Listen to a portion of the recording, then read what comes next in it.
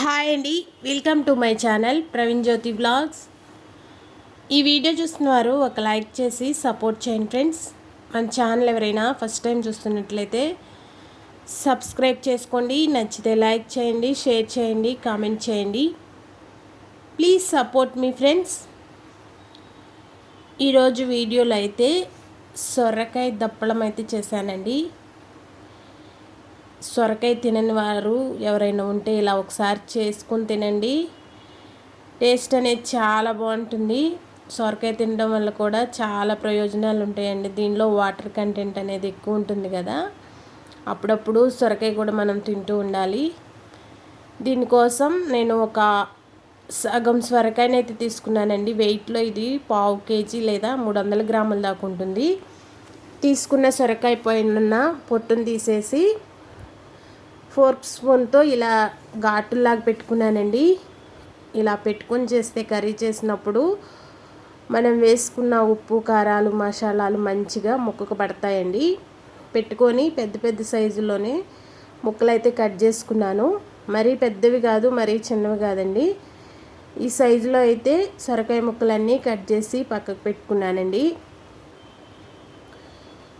ఈ సొరకాయ దప్పడం పులుసు అనేది టేస్ట్ అనేది చాలా బాగుంటుంది. ఒకసారి ఇలా ట్రై చేసి చూడండి. చపాతీ, రైస్లోకి దేనికైనా కానీ టేస్ట్ అనేది బాగుంటుంది. దీనికి కావాల్సినవి తీసుకున్నానండి. మీడియం సైజులో ఉన్న ఒక ఉల్లిపాయ తీసుకున్నా, పచ్చిమిర్చి ఒక 2 తీసుకున్నాను, టమాటా కూడా మీడియం సైజుతో ఒకటి తీసుకున్నా. నేను తీసుకున్న కర్రీకి సరిపడ చింతపండు కూడా నానబెట్టి తీసుకున్నానండి. కర్రీ చేయడానికి స్టవ్ పై ఒక గిన్నె పెట్టుకున్నాను. 2 టేబుల్ స్పూన్ల ఆయిల్ వేసుకున్నాను. దీనిలోనే పోపు దినుసులన్నీ వేసుకున్నానండి. జీలకర్ర, ఆవాలు, శనగపప్పు, 4 ఎండుమిర్చి కూడా వేసుకున్నాను. వేసుకొని కొంచెం ఫ్రై అయ్యే వరకు ఫ్రై చేసుకుందాం. ఈ ఫ్రై అవుతుండగానే పచ్చిమిర్చి చీలికలు అయితే వేసుకున్నానండి. దీంతోపాటు కట్ చేసి పెట్టుకున్న ఉల్లిపాయ కూడా వేసుకొని ఇవి కొంచెం కలర్ మారే వరకు అయితే ఫ్రై చేసుకుందాం. నేను ఈ కర్రీ చిన్నప్పుడు అస్సలు తినేదాన్ని కాదండి. మా అమ్మ అయితే ఇలా దప్పలంలాగా చేసి వండేది, అయినా తినేదాన్ని కాదు. ఇప్పుడైతే మనకున్న ప్రాబ్లమ్స్ని బట్టి వాటర్ కంటెంట్ ఉన్న కూరగాయలు కూడా తినాలి కదా. బీరకాయ, సొరకాయ అనేది వారంలో కంపల్సరీ ఉంటుందండి మాకు. ఈ 2 అయితే కంపల్సరీ తెచ్చుకుంటాం కూరగాయలు, సొరకాయ ఒకటి, బీరకాయ ఒకటి. పచ్చిమిర్చి, ఉల్లిపాయలు కొద్దిగా ఫ్రై అయిన తర్వాత కొద్దిగా కరివేపాకు, టమాటా కూడా చిన్నగా కట్ చేసి వేసుకున్నానండి. ఇవి కొంచెం మగ్గించుకుందాం మూత అనేది పెట్టి. ఇవి ఇలా మగ్గిన తర్వాత మనం కట్ చేసుకున్న ముక్కలు అయితే ఉన్నాయి కదండి, అవి అయితే వేసేసుకొని స్టవ్ అనేది మీడియం ఫ్లేమ్లో పెట్టి ఈ సొరకాయ ముక్కలను కూడా మగ్గించుకుందామండి. ఇది లేత సొరకాయ తీసుకుంటే టేస్ట్ అనేది ఇంకా బాగుంటుందండి. నాది మరీ ముదురు కాదు, అలా అని మరీ లేతగా లేదు. సొరకాయ అనేది మంచిగానే ఉంది. మూత పెట్టి దీన్ని కూడా ఇలా మగ్గించుకుంటున్నానండి. మనకు మగ్గేటప్పుడు ఆయిల్ అనేది కొంచెం తేలినట్టు అవుతుంది. నేను ఆయిల్ అనేది తక్కువే తీసుకున్నానండి. మనం పులుసు కూరలాగా చేస్తున్నాం కాబట్టి ఆయిల్ అనేది పైన తేలినట్టుండి ఎక్కువ అనిపిస్తుంది. దీనిలోకి రుచికి సరిపడ్డ సాల్ట్ అయితే వేసుకున్నాను. 1 స్పూన్ సాల్ట్ వేసుకొని మరి కొద్దిసేపు మగ్గించుకుందామండి. ఈ సొరకాయ దప్పలం పులుసు ఇలా చేసుకుంటే రైస్లోకే కాదండి, చపాతీలోకి తీసుకున్నా కానీ టేస్ట్ అనేది చాలా బాగుంది. మసాలాలు వేసి చేస్తాం కాబట్టి ఫ్లేవర్తో చాలా మంచిగా అనిపించిందండి.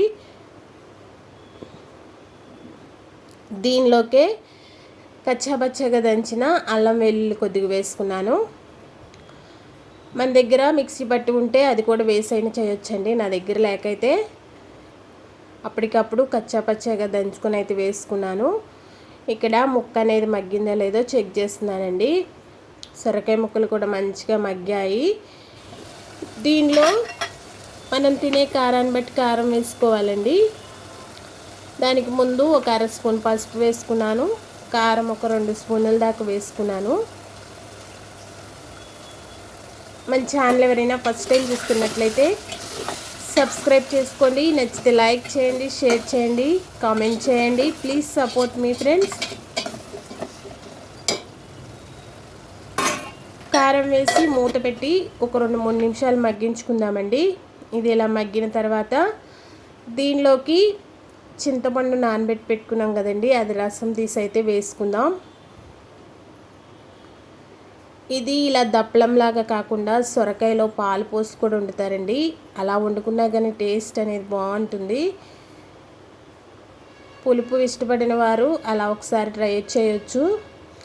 నేను తీసుకున్న చింతపండు పులుపును కూడా వేసుకొని ఒకసారి కలుపుకుంటున్నాను. మనకి పులుసు అనేది ఏ క్వాంటిటీలో కావాలో పులుసు వేసుకున్న తర్వాత కొద్దిగా నీళ్ళు కూడా యాడ్ చేసుకోవచ్చండి. చింతపండు పులుపు వేసిన తర్వాత కొద్దిగా బెల్లం ముక్క అయితే వేసుకున్నాను. పులుపు అనేది వేసాం కాబట్టి ఇది బ్యాలెన్స్ చేస్తుందండి. బెల్లం వేయటం వల్ల, బెల్లం వేసాం కదా అని తీగ అయితే ఉండదు. టేస్ట్ అనేది చాలా బాగుంటుంది. దీనిలోనే 1 స్పూన్ గరం మసాలా వేసాను, 1 స్పూన్ ధనియాల పొడి వేసాను. వేసి కూరలో మంచిగా కలిసే వరకు ఒకసారి కలిపేసుకొని ఇది ఒక 5 నిమిషాల పాటు ఉడికించుకుందామండి. పులుపు వేసాము, కొద్దిగా నీళ్ళు అయితే వేసుకున్నాను కదా, ఒక 5 నిమిషాలు ఉడికించుకుందాం. ఇలా ఉడుకుతుండగా కొత్తిమీర కూడా వేసేసుకున్నాను. మనకి పులుసు ఎక్కువ కావాలనుకుంటే చూసుకొని దింపుకోవచ్చండి. మరీ ఎక్కువ పులుసు వద్దనుకుంటే దాన్ని బట్టి కూర అనేది ఉడికించుకొని తీసుకుంటే సరిపోతుంది. నేను కొంచెం దగ్గరకు వచ్చే వరకే ఈ సొరకాయ దప్పలం పులుసు అనేది పెట్టుకున్నాను. నేను ఇలా ఉండంగా కర్రీ అయితే దింపేసుకున్నానండి. నేను వండానని చెప్పడం కాదు కానీ ఈ సొరకాయ దప్పలం పులుసు అనేది చాలా టేస్ట్గా వచ్చింది.